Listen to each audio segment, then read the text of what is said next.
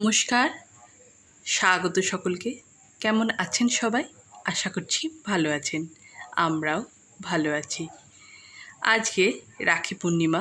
সকলকে জানাই রাখি পূর্ণিমার অনেক অনেক শুভেচ্ছা।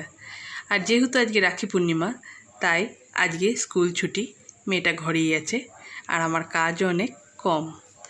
যেহেতু ছুটির দিন, তাই উঠতে একটু দেরি হয়ে গেছে। একটু মানে অনেকটাই দেরি হয়ে গেছে। তাই আজকে আর পরোটা, রুটি, লুচি কিছুই করিনি। ঝটপট করে একটু স্যান্ডউইচ বানিয়ে নিচ্ছি।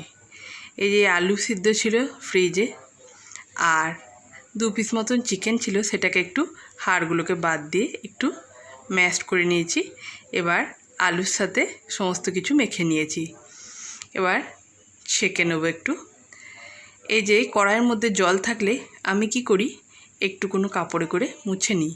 তাতে কি হয়, তেলটা যখন দিই মোটেই আর জল থাকে না, আর একদমই ছিটে লাগে না। এবার সামান্য একটু তেল দিয়ে এগুলোকে সেঁকে নেব। এটাকে বাটার দিয়ে সেঁকলেও কিন্তু বেশ সুন্দর খেতে লাগে, কিন্তু আজকে আর বাটার দিয়ে সেঁকবো না, কারণ বাটারটা এখন একটু ফুরিয়ে গেছে। আজকে এটাকে সাদা তেল দিয়েই সেঁকবো, তবে আপনারা চাইলে বাটারও দিতে পারেন। আর এটার মধ্যে একটু পেঁয়াজ, লঙ্কা, ধনেপাতা দিলে কিন্তু আরও বেশি সুন্দর খেতে হয়। আর দেরি হয়ে গেছে যেহেতু, তাই আজকে আর এসব ঝামেলা করিনি। শুধু একটু আলু ভাতে ফ্রিজে ছিল, সেটাকে মেখে নিলাম। আর 2 পিস মতন চিকেন ছিল, সেটাকেও একটু ম্যাশড করে ঝটপট করে একটু বানিয়ে খেয়ে নেব। কারণ এখন প্রায় 9:30 10টা মতন বাজে। এবার খেতে দিয়ে মেয়েটাকে পড়তে বসাবো। আজকে ওকেও উঠতে দেরি হয়ে গেছে, সে আর কি করা যাবে, যেহেতু ছুটির দিন, তাই আজকে আর কোনো তাড়া নেই। এবার সুন্দরভাবে ভেজে নিয়েছি, মেয়েটাকে খেতে দিয়ে দেবো।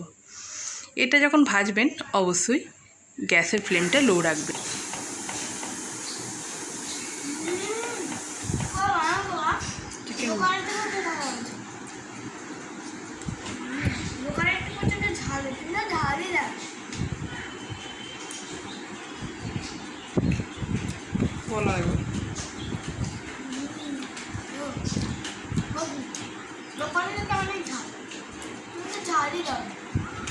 খাওয়া দাওয়ার পর্ব শেষ, জল খাবারটা মোটামুটি সবাই খেয়ে নিয়েছি।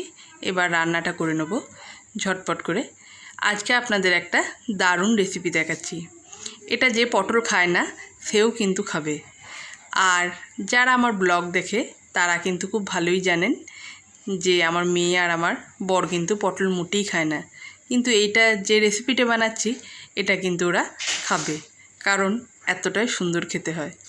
এটাতে কি দিয়েছি, আমি পটল দিয়েছি, রসুন দিয়েছি, একটু টমেটো দিয়েছি, একটু কাঁচা লঙ্কা দিয়েছি। টমেটোটা কিন্তু অবশ্যই দেবেন। আর এটা সম্পূর্ণ কাঁচা অবস্থাতেই কিন্তু আমি একদম বেটে নিচ্ছি। এর আগে একবার এরকম পটল বেটেছিলাম, তবে সেটাকে সামান্য একটু তেলে প্রথমে ফ্রাই করে তারপর বেটেছিলাম। কিন্তু এটা আমি প্রথমে ভাবছিলাম যে ওটা বড্ড ঝামেলা হয়ে যায়, তাই একদমই একটু সুন্দরভাবে বেটে তারপরে করব। কিন্তু আমি দেখলাম আগের দিনেরটার থেকে কিন্তু এইটা স্বাদ অনেক গুণ বেশি। আর এটার মধ্যে একটু টমেটোও দিয়েছি, এটা কিন্তু খুব সুন্দর বেশ একটা টক মিষ্টি ভাব আছে, তাই টমেটোটা কিন্তু অবশ্যই দেবেন। আমি যেহেতু একটু বেশি পরিমাণেই করেছি, তাই 2বার আমাকে ঘুরিয়ে নিতে হলো। এটাকে কিন্তু শিলেও বেটে নেওয়া যায়। এবার কড়াইয়ের মধ্যে অবশ্যই সর্ষের তেল দেবেন, কারণ এই সমস্ত রান্না কিন্তু সর্ষের তেল ছাড়া ভাল লাগে না। এখানে আমি একটু শুকনো লঙ্কা দিয়েছি, আর কালো জিরে যেহেতু আমার ভালো লাগে না, তাই কালো জিরে আর দিইনি। তবে কালো জিরে যারা খান তারা কিন্তু এর মধ্যে কালো জিরে ফোড়ন দিলেও বেশ ভালো খেতে হয়। এবার একটু হলুদ আর একটু নুন দিয়ে একদম এরকম শুকনো শুকনো করে নেব। আর এদিকে একটু চিকেন বানিয়ে নিয়েছি, একদম আলু দিয়ে সাধারণ চিকেন বানিয়ে নিয়েছি, আর একটু পেঁয়াজ পোস্ত করে নিয়েছি। পেঁয়াজ পোস্তটা আমার ঘরে সবাই খুব ভালো খায়। যাই হোক, এদিকে চিকেনটাও রেডি হয়ে গেছে, রান্নাবান্না মোটামুটি একদম শেষ। এবার আজকে এখন নতুন কাজ হচ্ছে আমার, এই যে আমার মেয়ে আর এটা আমার বন্ধুর মেয়ে, এই দুজনকে নাচ শেখানো। মেয়েটাকে আমি কদিন ধরেই ভাবছি নাচ শেখাবো, কিন্তু মেয়ে তো একা করতে সেরকম ভালোবাসে না। আর শেখাবই যখন, পাশেই আমার বন্ধু থাকে, ওর মেয়েটাকে ডেকে নিয়েছি, কারণ পরিশ্রম যখন করবই তখন দুটো মেয়েই ভালোভাবে শিখুক। তাই দুজনকে ডেকে নিয়েছি, সপ্তাহে ওদের 2 দিন করে। এবার ভাবছি আমি শেখাবো নাচ, কারণ বাইরে টিচার দিতে আর ভালো লাগলো না, তার থেকে নিজেই একটু ধরে বেঁধে ওদের নাচটা শিখিয়ে নেব।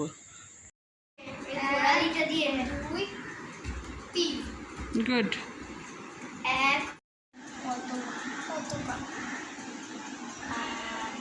হংসচঞ্চুটা দেখো।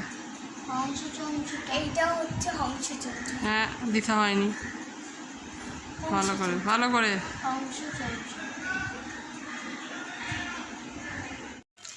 নাচ শেখানোর পর্ব শেষ, ওদের ছুটি দিয়ে দিয়েছি, ওরা একটু খেলছে। আর এদিকে আমি একটু ছাদে এসেছিলাম। একদিকে মেঘ করেছে, আবার একদিকে রোদও করেছে। বর্ষাকালের এই বিকেলটা কিন্তু দেখতে বেশ লাগে।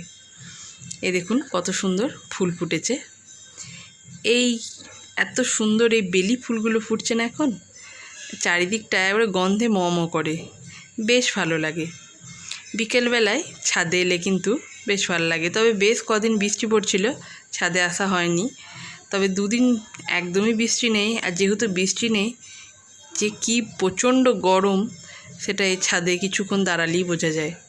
বেশিক্ষণ থাকা যাবে না যদিও। চলুন আজকে আবার একটু বাইরে যাব।